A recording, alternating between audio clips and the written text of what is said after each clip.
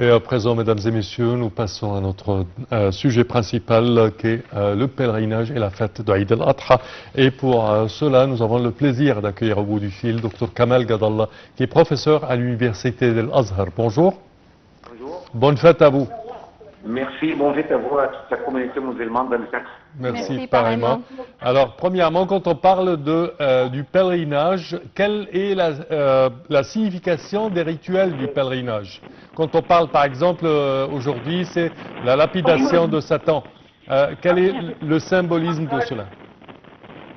Bon, en fait, le pèlerinage représente toute une symbolique musulmane parce que chaque rituel de pèlerinage comporte un symbole. Vous avez par exemple l'établissement de l'intention de faire le pèlerinage, donc qu'il soit exclusivement pour Allah.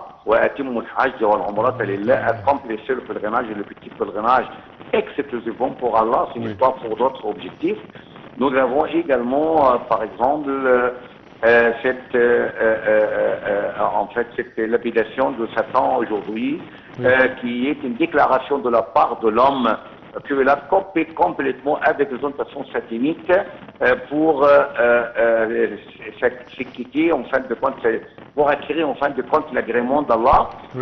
Donc c'est pourquoi le prophète sallallahu alayhi wa sallam sur lui a dit sur cet événement particulièrement, il a dit le Satan n'est vu plus malheureux et plus attristé, plus infligé que ce jour-là. Il dit donc c'est durant l'année en fait que j'essaye de leur faire de tentation, de les détourner de la voie d'Allah, alors qu'aujourd'hui ils font un repentir sincère, donc ils ont tous les péchés pardonnés, donc c'est-à-dire que son travail est devenu complètement nul, donc est tout à fait inutile, donc il lamente ses efforts dispersés. Donc c'est aussi une symbolique tout à fait significative, c'est-à-dire quoi? C'est-à-dire que la porte et la voie de repentir elle est toujours ouverte, donc elle n'est jamais fermée devant les croyants, à condition que le repentir soit honnête et sincère, intègre et tout à fait intégral, c'est-à-dire un nouveau pacte à couper avec tout ce qui est désobéissance et aussi faire une alliance avec tout ce qui est obéissance et dévotion destinée à Allah, gloire à lui.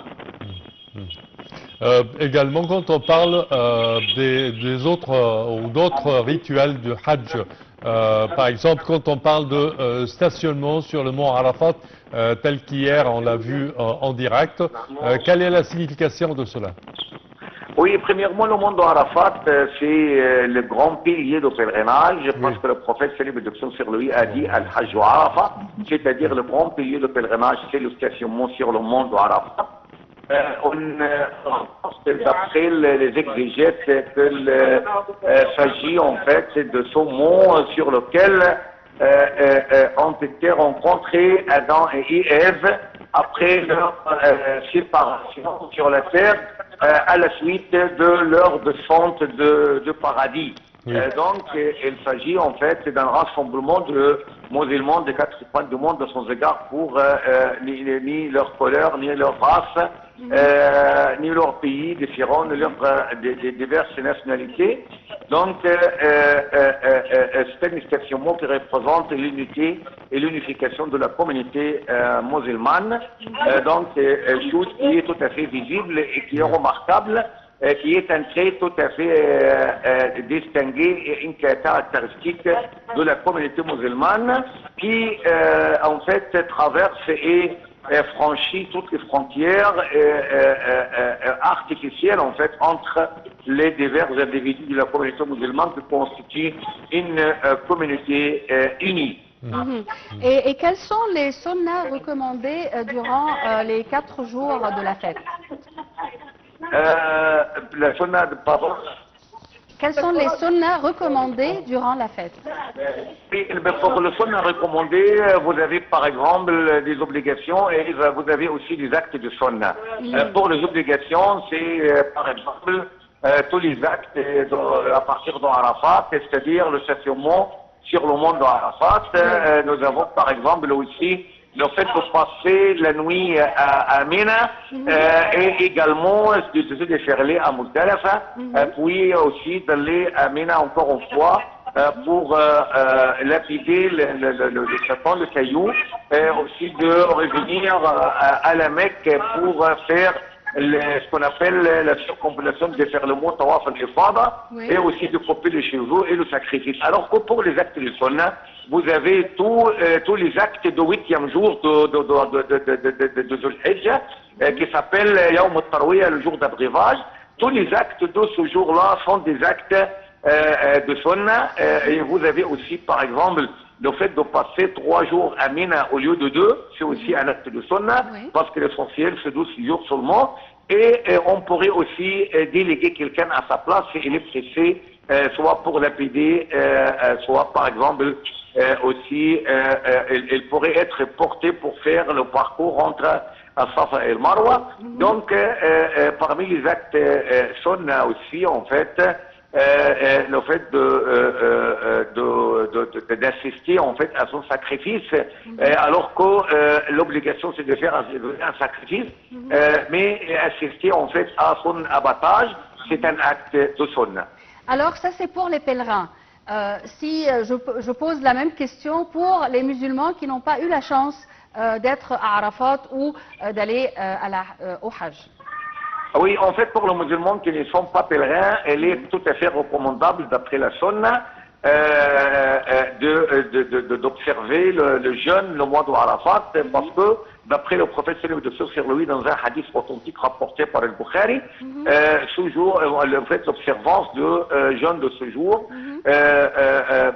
en fait, fait pardonner les péchés d'un an antérieur et d'un an suivant. Donc, avoir les péchés pardonnés pour 2 ans, c'est une grande vertu, c'est un avantage tout à fait remarquable pour un musulman, et c'est aussi pour partager la récompense, même en partie, la rétribution des pèlerins. Oui. Et Dr Kamal, également concernant les instructions du prophète pour quelqu'un qui fait un sacrifice, qui immole une vache ou un veau. Donc oui, d'après le prophète celui le sacrifice, en fait, c'est la tradition de notre aïeul Abraham. Oui.